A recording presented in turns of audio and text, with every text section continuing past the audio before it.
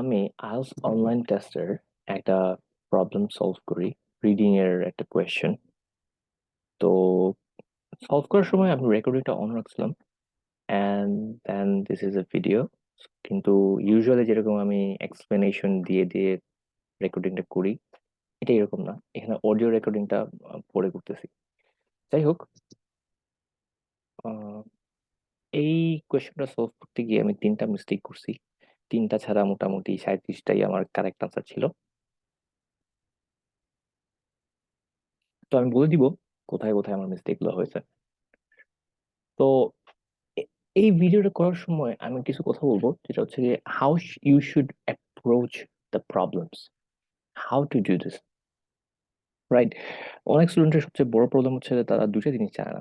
একটা জিনিস হচ্ছে খুব জরুরি, যেটা কিভাবে পড়তে হবে সেটাই তারা জানে না। দুই নম্বর কথা হচ্ছে এই কোয়েশ্চেন গুলোকে কিভাবে ট্যাকল করতে হবে, সেটাই তাদের একটা কনফিউশন থাকে। হাজার হাজার অনেক ভিডিও আছে যে টিপস এন্ড টেকনিক্স, এটা করলে ভালো আসবে, এটা করলে ভালো আসবে, মানুষ কনফিউজড হয়ে যায়। আর এক একজনের এক একটা টেকনিক থাকে। অ্যান্ড আমি আসলে আমার নিজের অনেক জায়গা থেকে আমি কিছু কিছু টেকনিক অ্যাবজর্ভ করছি। আলটিমেটলি টেকনিক গুলো আমি নিজের বলেই মনে করি। আর নিজের টেকনিক গুলোই আমি যখন কোনো ভিডিও তৈরি করি, তখন এই ভিডিওগুলোকে ওইভাবেই বলি যে আমার নিজের টেকনিক গুলো আমি শেয়ার করি। যেমন আগে আমি করতাম কি, আগে খুব বেশিরভাগ সময় আমি করতাম যেটা, প্রথমে একটা স্কিম রিডিং এর কথা বলতাম। এখন আমি যখন দেখলাম আমার স্টুডেন্টদের এই কথাগুলো বলতেছি স্কিম রিডিং করতে, তো তারা আসলে তাদের স্কিম রিডিং স্কিলটা খারাপ। তাদেরকে তো এই জন্য পরে বললাম যে না, scheme reading is not really that important, না করলেও চলবে, যেহেতু তোমাদের টাইম নিয়ে সমস্যা হচ্ছে।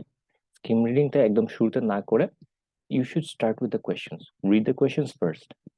প্রথমে কোয়েশ্চেন করো, বেশিরভাগ ইনস্ট্রাক্টররা কোয়েশ্চেন প্রথমে পড়তে বলে। অ্যান্ড আমি আসলে জিনিসটা স্কিম রিডিং প্রথমে করতাম, কারণ বিকজ এটা আমাকে একটু হেল্প করতো। অ্যান্ড আমি দেখতাম যে আসলে দিস দিস ওয়ে আমি আমার সময়টাকে বেশি ভালোভাবে ইউটিলাইজ করতে পারতেছি। And as you can see in this video, যে আমি এখনো কিন্তু যে একটু একটু করে রিডিং করতেছি, কোয়েশ্চেন গুলো হালকা দেখছি, হালকা দেখে আমি আসলে প্রথমে পুরো জিনিসটা পড়তেছি। প্রথমে স্কিম রিডিং করলে সুবিধাটা যেটা হয়, কোথায় কি জিনিস আছে সেটা আসলে বোঝা যায়। এই জন্য scheme reading is a very powerful skill. যে কেউ যদি এটা ভালোভাবে ডেভেলপ করতে পারে, সে অনেক অনেক অ্যাডভান্টেজ পাবে।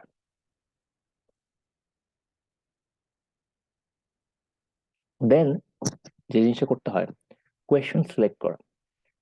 দুই তিন ধরনের কোয়েশ্চেন থাকতে পারে একটা সেকশনের মধ্যে। সেইটা কোন কোয়েশ্চেনটা আমি আগে আনসার করব, এই জিনিসটা নিয়ে অনেকের কনফিউশন থাকে। বেশিরভাগ মানুষজন সিরিয়ালি যেভাবেই দেওয়া থাকে কোয়েশ্চেন সেভাবেই আগে থাকে। ওটা করলে কোনো সমস্যা নেই, কিন্তু বেস্ট জিনিস হচ্ছে সহজ জিনিসটা আগে করা। আমরা ছোটবেলা থেকে এটা আসলে শুনে আসতাম যে সহজ জিনিসগুলা আগে করা উচিত, বাট অ্যাকচুয়ালি অ্যাপ্লাই করার সময় আমাদের একটু মাথায় থাকে না।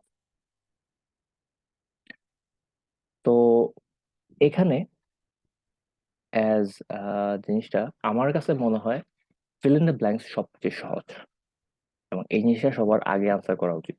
মানে এখানে সিরিয়ালের মধ্যে ফিল ইন দ্য ব্ল্যাঙ্কসটা আছে। তো ফিল ইন দ্য ব্ল্যাঙ্কস আমি যেভাবে চিন্তা করছি, প্রথম জিনিস আমি সবসময় বলি, রিড দি ইনস্ট্রাকশনস। খুব সিম্পল জিনিস, কিন্তু মনে হতে পারে যে কি দরকার, আমরা তো জানি কি আছে, জাস্ট টু ওয়ার্ডস আছে। ভালো করে ইনস্ট্রাকশনটা পড়ে নেওয়া উচিত। ইনস্ট্রাকশন দিছে হয়তো এখানে কারচুপি থাকতেও পারে। উম, নিত্য নতুন ভাবে কোয়েশ্চেন চেঞ্জ হইতে পারে, কোয়েশ্চেন প্যাটার্ন চেঞ্জ হতে পারে, কোয়েশ্চেনের ব্যাপার স্যাপার চেঞ্জ হতে পারে, তাই না? আমরা এখন 2024 থেকে 2025-এ আসছি, কোয়েশ্চেন প্যাটার্ন চেঞ্জ হওয়াটা অস্বাভাবিক কিছু না। দ্যাট ইজ ওয়াই ইনস্ট্রাকশনটা পড়ে নেওয়াটা খুব জরুরি। সিম্পল দুই তিনটা লাইন পড়তে কতক্ষণ লাগে, no more than two words, and or a number. এখানে অ্যান্ড অর এ নাম্বারটা লিখে নেই, অর এ নাম্বার লিখছে। So as you can see, এই জিনিসটা আসলে ইউজুয়ালি থাকে না, এই যে অ্যান্ড অর এ নাম্বার দেওয়াটা থাকে। সো এখানে কিন্তু বলছেন no more than two words or a number, এটার মিনিং কিন্তু কমপ্লিটলি ডিফারেন্ট, তাই না? দ্বিতীয়ত আরেকটা জিনিস, এখানে নো মোর দেন টু ওয়ার্ডস মানে এই না যে আমাদেরকে দুটো ওয়ার্ডে লিখতে হবে।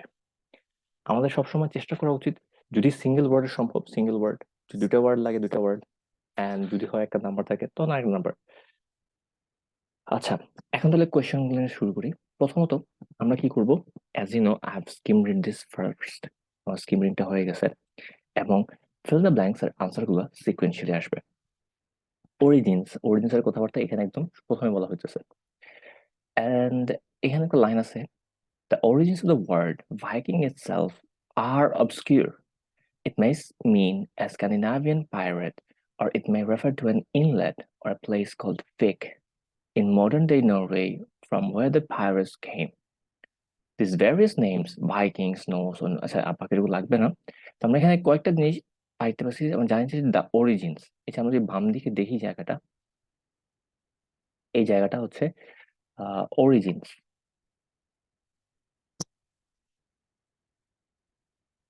দেন এই অরিজিনস এর জায়গাটা তার মানে কি, এই এই প্রথম এই জায়গাটা নিয়ে আসলে অরিজিনস এর কথাবার্তা বলা হচ্ছে। দেন আমাদের যে জিনিসটা হচ্ছে end the verbs, however the origins of the word Viking itself are obscure, এখান থেকে আমরা আনসার পেয়ে গেছি, ওয়ান ওয়ার্ড অনলি।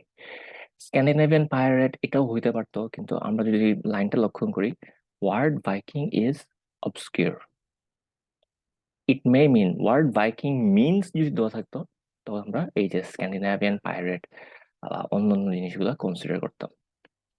তো প্রথমটা আনসার অবসকিউর।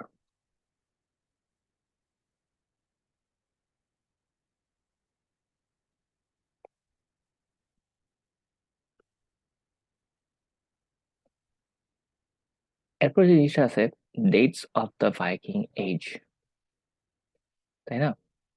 সো এই dates of the Viking age আমরা দেখি যে পরের প্যারাতে কিছু ডেট নিয়ে কথাবার্তা বলা আছে। অ্যান্ড ইন ব্রিটেন এডি, এডি মানে হচ্ছে কি আফটার দ্যাট, কোনো একটা সাল থেকে শুরু করে তারপরে 1066।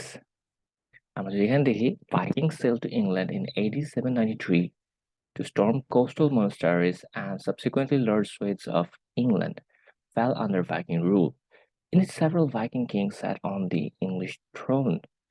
It is generally agreed that the Battle of Hastings in 1066, এই যে 1066 সালে ব্যাটেল অফ হেস্টিংস, এখানে এটা তাদের রুলটা শেষ হয়েছে। আর যেহেতু এখানে আমরা দেখতেছি একটা 1066 আছে, এটা দেখলেই বোঝা যায় এটা হবে কি 793।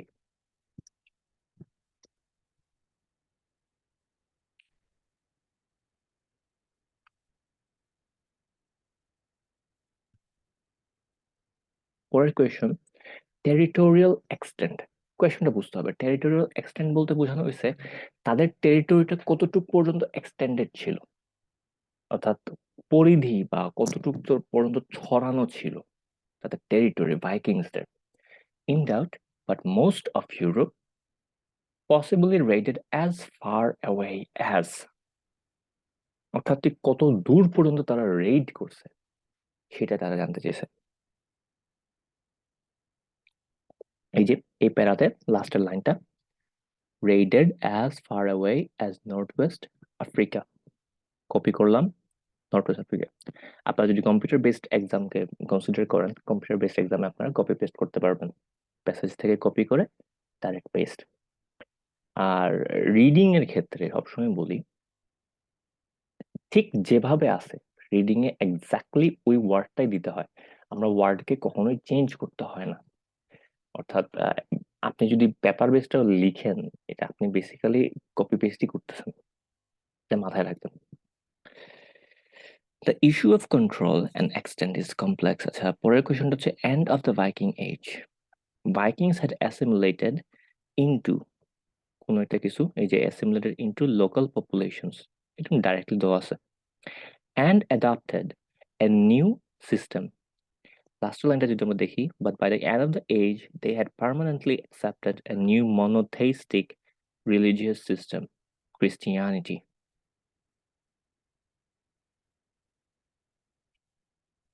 এখন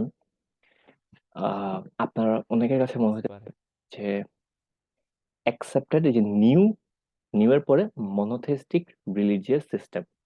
আপনারা যেহেতু আমাদের কাছে দুইটা ওয়ার্ড অ্যালাউড করা আছে, সেটা আসলে আমরা দিতে পারি যে আমরা মনে করতে পারি এখানে কেন মনোথেইস্টিক রিলিজিয়াস হবে না, শুধু রিলিজিয়াস কেন হবে। এটার রিজনটা হচ্ছে এই পুরো sentence, this is a whole sentence, এটা একটা সেন্টেন্সের একটা fill in the blank. Vikings have assimilated into local populations and adopted a new religious system. ঠিক আছে, তারা একটা নতুন রিলিজিয়াস সিস্টেম অ্যাডাপ্ট করছে। তারা আগে কি ছিল? আগে ছিল তারা পলিথিস্টিক। আমি যদি লাইনটা খেয়াল করি, ভাইকিংস ওয়ার পলিথিস্ট, মানে অনেক বহু দেবতাদের ইয়া করতো, পূজা করতো বা something like that. They were Vikings, Norse gods, অনেক ওডিন, থর, অনেক ব্যাপার স্যাপার, অনেক ইয়ে। সহজ কথা, তারা পলিথিস্ট ছিল। পলিথিস্ট থেকে তারা একটা মনোথিস্টিক রিলিজিয়নে আসছে, রিলিজিয়াস সিস্টেমে আসছে। So adapted new monotheistic religious system. আমরা যদি একটা লাইনটা ইউজ করি, তাহলে এই সেন্টেন্সের অর্থটা পরিবর্তন হয়ে যায়। ইস অ্যাডাপ্টেড নিউ মনোথিস্টিক মান রিলিজিয়াস সিস্টেম, এই সেন্টেন্সের অর্থ হচ্ছে তারা পূর্বে মনোথিস্টিক ছিল, মানে আগে তাদের একটা মনোথিস্টিক রিলিজিয়াস সিস্টেম ছিল, সেখান থেকে সে একটা নতুন মনোথিস্টিক রিলিজিয়নে আসছে। অর্থাৎ চিন্তা করেন, কেউ যদি খ্রিস্টান ছিল, খ্রিস্টানরা যদি মনে করেন যে মনোথেইস্টিক, খ্রিস্টান থেকে কেউ যদি ধরেন ইসলামে আসলো, সে একটা মনোথেইস্টিক রিলিজিয়ন থেকে আরেকটা মনোথেইস্টিক রিলিজিয়নে কনভার্টেড হচ্ছে। বেসিক্যালি এটাই বলতে চাচ্ছি যে আপনি যদি লাইনটাতে মধ্যে অ্যাডাপ্টেড নিউ মনোথেইস্টিক রিলিজিয়াস সিস্টেম লিখেন, আপনার এই সেন্টেন্সের অর্থ পরিবর্তন হয়ে যায়। কিন্তু যেহেতু আমি চাচ্ছি না অর্থ পরিবর্তন হতে, সেজন্য আমরা জাস্ট জাস্ট ইউজ করবো adopted a new religious system. এরপরে কোয়েশ্চন গুলো হচ্ছে, to get the following statements and a list of times and places below. Match each statement with the correct place or time. Write the correct letter H, A to H in boxes 6 to 13. এখন এখানের মধ্যে এটা হচ্ছে একটা paragraph matching এর মতো, কিন্তু এইরকম কোয়েশ্চন গুলা কমন না। কমন না হইলেও এরকম কোয়েশ্চন আসতেই পারে। এইগুলোর একটা স্ট্র্যাটেজি আছে। আমি যেটা করি সেটা হচ্ছে, প্রথম কথা হচ্ছে আপনি কাউন্ট করবেন। First of all, read the instructions clearly. যেটা জিনিসটা আমি লক্ষ্য করতে বলি সেটা হচ্ছে, এখানে মধ্যে কি কোনো রিপিটেশন আছে কিনা। একটা আনসার 2 বা 3 বার, you may use any answer more than once, এরকম কথা কি বলা আছে? না, এই জায়গাটাতে এইরকম কোনো কথা বলা নাই। তারপরে আপনি যদি একটু লক্ষ্য করে দেখেন, list of times and places, এইগুলা কিন্তু আছে, দেওয়া আছে। এন্ড এগুলো হচ্ছে গিয়ে উপর যেগুলো আছে, কাউন্ট করলে দেখবেন, আমি এখানে কাউন্ট করছি, কাউন্ট করে দেখছি প্রত্যেকটা হচ্ছে ইকুয়াল নাম্বার। অর্থাৎ এই যে 6, 7, 8, 9, 10, এই যে কোয়েশন গুলো আছে, এই যে ফিল ইন দ্য ব্ল্যাঙ্কস, এইগুলো হচ্ছে গিয়ে যতগুলো আছে ঠিক সেই সংখ্যক list of times and places আছে। আর যেহেতু কোনো রিপিটেশন নাই, অর্থাৎ everyone has a 1 to 1 relationship, মানে আমি একটা জায়গাতে একটা ব্যবহার করব। এখন মনে হইতে পারে এটা করে কি লাভ হইলো, এটা করে অবশ্যই বিশাল বড় লাভ। বিশাল বড় লাভটা কি? 1 to 1 রিলেশনশিপ মানে কোনোটাই বাদ যাবে না, প্রত্যেকটার জন্য একটা ভায়াবল আনসার আছে। আর ধরেন আমি ABCDEFG এই জি পর্যন্ত করে ফেলছি, এই যে আনসার আমার খোঁজা লাগবে না, এই যে আমি ডাইরেক্টলি বসাই দিতে পারবো।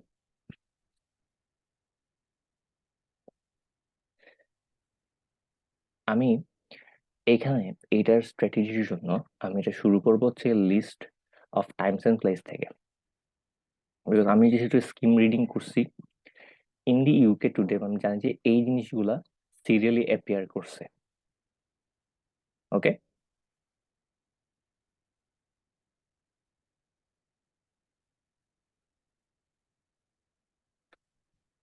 যেমন এখানে যদি খেয়াল করে দেখেন, এখানের মধ্যে ইউকে নিয়ে কথা বলা হচ্ছে। এই যে much of recent history in the UK, কিন্তু এই যে প্রথম কথাবার্তা বলা হয়েছে সেটা হচ্ছে 1970, অর্থাৎ দিস ইজ নট টুডে। টুডের কথাটা বলা হয়েছে এই যে বাই কন্ট্রাস্ট টুডেজ চিলড্রেন, তাই না? অর্থাৎ ইউকে টুডে নিয়ে কথাবার্তা এখানে বলা হয়েছে লাস্টের লাইনটাতে, can visit museums where Vikings are celebrated as merchants, pastoralists, and artists with unique worldview as well as conquerors. ঠিক আছে, উপরে যেটা আমি এইমাত্র হাইলাইট করছি যে আনটিল দ্য ভাইকিংস এক্সেপ্টেড, এটা হচ্ছে 1970-র কথাবার্তা। বর্তমানে যে কথাটা, এই যে ইন দ্য ইউকে টুডে আমাদের কথাবার্তা বলা হয়েছে, এইটা যদি আমাদের পাইতে হয়, এটা হচ্ছে লাস্টের লাইন।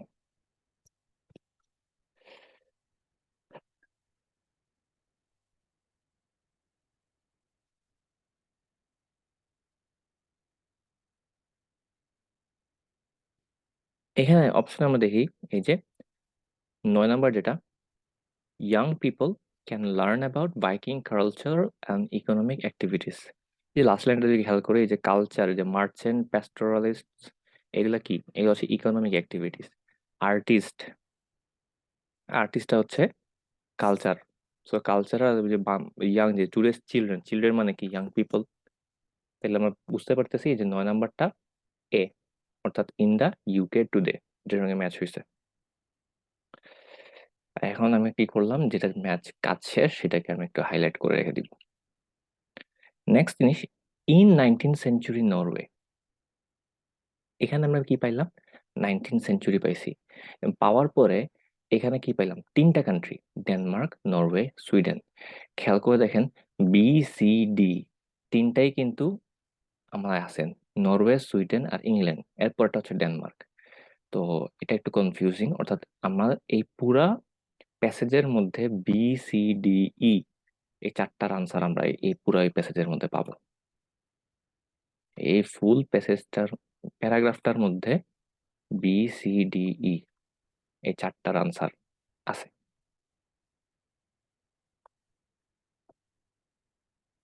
ওকে, 19, প্রথমত একটা যদি খেয়াল করি,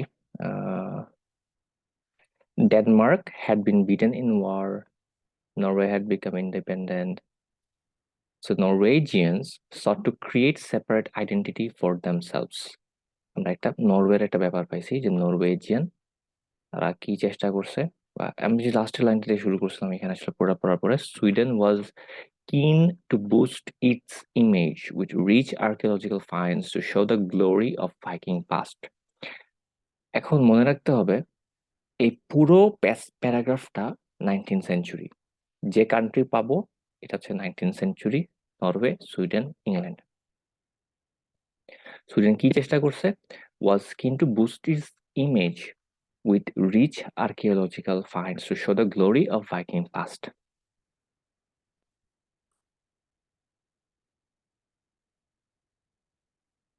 এখানে একটা অপশন আছে,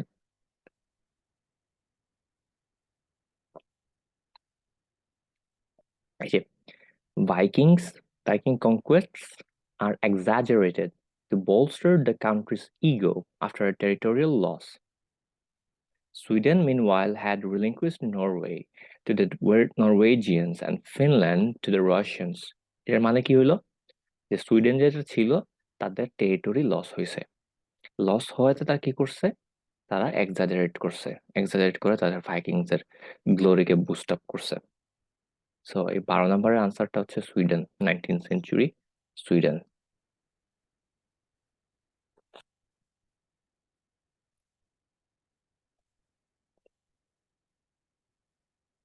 এই যে নরওয়েজিয়ানের যে কথাটা, the Norwegian historian Gustav Storm was adamant it was his forebears and not the Swedes or Danes who had colonized Iceland, Greenland, and Finland in what is now Canada.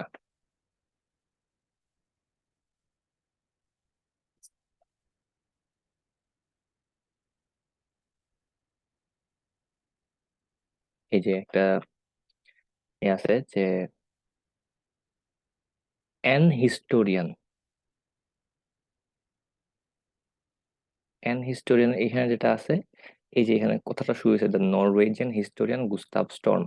Gustave Storm কি ছিল, historian ছিল। Claims Viking colonists to modern day Canada uh, came from his land। তাহলে কি দাঁড়াইলো, এই যে এখানে Norwegian কথাবার্তা আসতেছে, যে এই যে হিস্টোরিয়ান বলতেছে যে এটা কানাডা ইয়া থেকে আসছিল, যে কানাডার যে ল্যান্ডের যারা ছিল তারা তার ল্যান্ড নরওয়েজিয়ান ল্যান্ড থেকে আসছিল, not from Sweden or Denmark. কথা হচ্ছে এটার আনসারটা বি।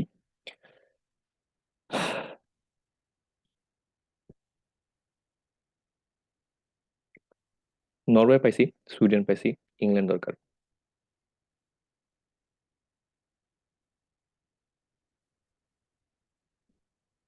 ইংল্যান্ড দরকার আর হচ্ছে ডেনমার্ক টুডে দরকার। এই যে, in addition to augmented nationalism, 19th century thinkers were influenced by an Englishman. এই যে আমার মনে রাখা দরকার যে 19th century কিন্তু explicitly বলা আছে, influenced by an Englishman, Herbert Spencer, who described peoples and cultures in an evolutionary term similar to those of Charles Darwin. Spencer coined the phrase survival of the fittest, which includes the notion that over time there is not only technological but also moral progress. Therefore, Viking heathens' adaptation of Christianity was considered an advantageous move. These days, historians do not compare cultures in the same way. এই যে ব্যাপারটা, compare cultures in the same way, especially since in the case, archaeological and records seem to show that heathen Vikings and Christian Europeans were equally brutal.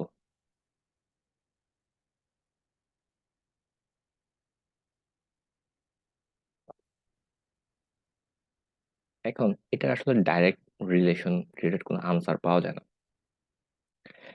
একটা answer পাওয়া যায়, এটা হচ্ছে a philosopher classifies cultures hierarchically, তাই না?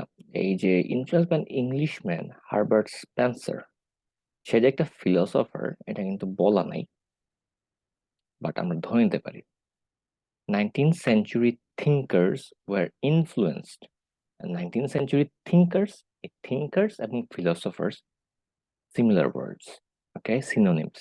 thinker, philosopher দুজনকেই আসলে বলা যায় হচ্ছে, দুইটা হচ্ছে synonym, who describe peoples and cultures in evolutionary terms similar to those of Charles Darwin. And ব্যাপারটা হচ্ছে এই যে সে দুইটা কালচারকে কম্পেয়ার করছে হায়ারার্কিক্যালি, মানে হচ্ছে আহ, একটা কালচারের উপরে আরেকটা কালচার। আমরা যখন কোনো একটা কিছুকে হায়ারার্কিকে সাজাইতে চাই, সেটা করতে হলে মানে কি করতে হবে?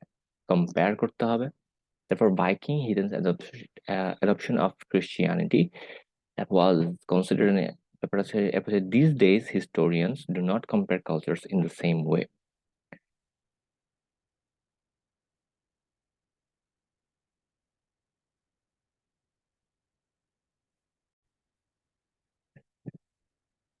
যেহেতু এই কম্প্যারিজনটা আসছে সেজন্য আমি এটাকে এইভাবে সিলেক্ট করছি, যে এই হায়ারার্কি আর কম্প্যারিজনটাকে এই জন্য আমি মনে করছি যেটা ইংলিশম্যান, এন্ড এই জিনিসটা হচ্ছে এইখানে হবে।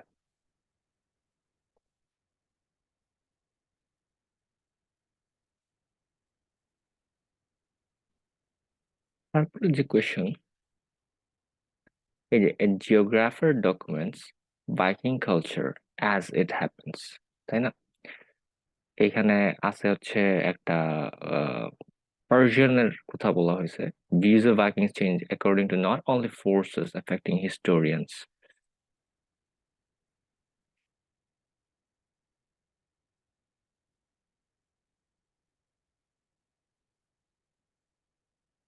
At the time of the research, but also according to the materials they read. Since much knowledge of Vikings comes from literature composed up to 300 years after the events they chronicle, some Danish historians call these source mere legends.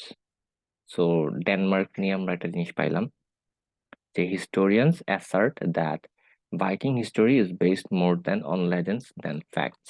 অর্থাৎ এই যে এখানে এটা এবং এই যে mere legends, তো এই জিনিসটা since much composed of some Danish historians call this so এই জন্য ডেনমার্কের জন্য এটা চুজ করা হচ্ছে।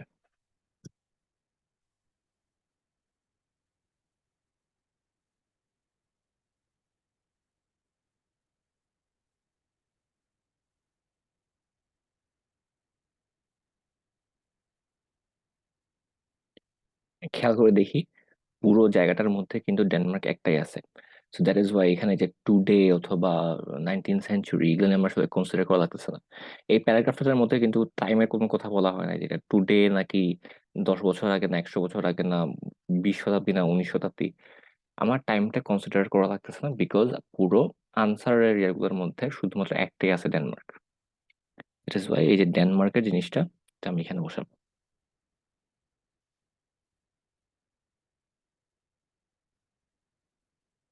নেক্সট কোয়েশ্চেন, ভাইকিংস ডিড, যেটা হচ্ছে 9th century Persia. Vikings did have a written language carved on, এই যে 9th সেঞ্চুরি পার্সিয়ান জিওগ্রাফার ইবনে খোরদাদবে আছে, যে খুবই কঠিন pronunciation. The most reliable contemporary sources of Vikings comes from writer from other cultures. আচ্ছা, একটা সোর্স কখন রিলায়েবল হয়? কন্টেম্পোরারি মানে কি, প্রথম কথা সেটা হচ্ছে কারেন্ট রিসেন্ট টাইমস। আর সোর্স কখন রিলায়েবল হয়? তখনই রিলায়েবল হয় যখন হচ্ছে গিয়ে জিনিসটা হচ্ছে যেভাবে ঘটছিল সেভাবে জিনিসটা লেখা হয়, তখন আমরা একটা নিউজ অথবা একটা ইনফরমেশনকে রিলায়েবল বলতে পারি। তো এখানে জিনিসটা আছে, এ জিওগ্রাফার, পার্সিয়ান জিওগ্রাফার, এই যে জিওগ্রাফার মিলে গেছে। তারপর হচ্ছে documents Viking culture as it happens, অর্থাৎ তার মানে কি, this is the reliable source. এই জন্য আমি এটা আসলে চুজ করছি 9th সেঞ্চুরি পার্সিয়া।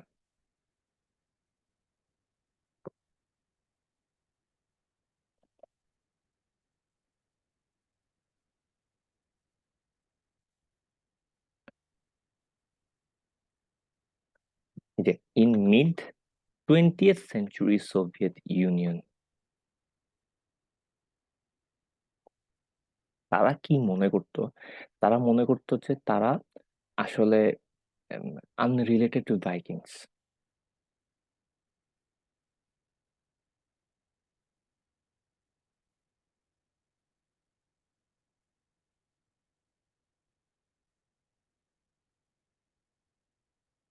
আমি একটু একটু বেশি ফাস্ট ফরওয়ার্ড করে ফেলছি। তো আমার কাছে এখন যেটা বলছিলাম, আমরা জানি যে ওয়ান টু ওয়ান রিলেশনের জন্য হচ্ছে জি আর এইচ, মানে দুটো কোয়েশ্চেন বাকি আছে। একটা কোয়েশ্চেনের আনসার যদি আমরা বলি যে আনরিলেটেড টু ভাইকিংস, এখানে আমরা যদি বলি যে there is a considered evidence of this colonization in Sweden, carved stones still standing describe the conqueror's journey. Both Russian and Ukrainian have loan words from the Old Norse, and Scandinavian first names like Igor and Olga are still popular. However, during the Soviet period, there was an emphasis on the Slavic origins of most Russians. কি বলতেছে? During the Soviet period, there was an emphasis on the Slavic origin of the most Russians. তার মানে কি? They are unrelated to Vikings. And এখানে একটা option আছে, people see themselves as unrelated to Vikings. তো এই অপশনটা আমি 20th century Russia, and 20th সেঞ্চুরিটা কি সোভিয়েত পিরিয়ড কিনা জানা লাগবে না, because we have only one option. And এইজটা কেন সিলেক্ট করছি, এইজটা অনলি রিমেনিং আনসার। তারপরেও যদি খেয়াল করে দেখা যায়, এই যে ইন রাশিয়া টুডে, আমরা যদি একটু পড়ি, তাহলে এখানকার কারেন্ট রাশিয়াতে, মডার্ন রাশিয়াতে ডিএনএ টেস্ট করা হচ্ছে। ডিএনএ টেস্ট করে দেখা গেছে যে ডিএনএ টেস্টের কথাবার্তা আছে। কেউ যদি শিওর হইতে চায় এটা পড়তে পারবে। এই যে দেখি, this days many Russians consider themselves hybrid. Recent genetic studies support a Norse colonization theory. Western Russian DNA is consistent with that of the inhabitants of the region north of Stockholm in Sweden.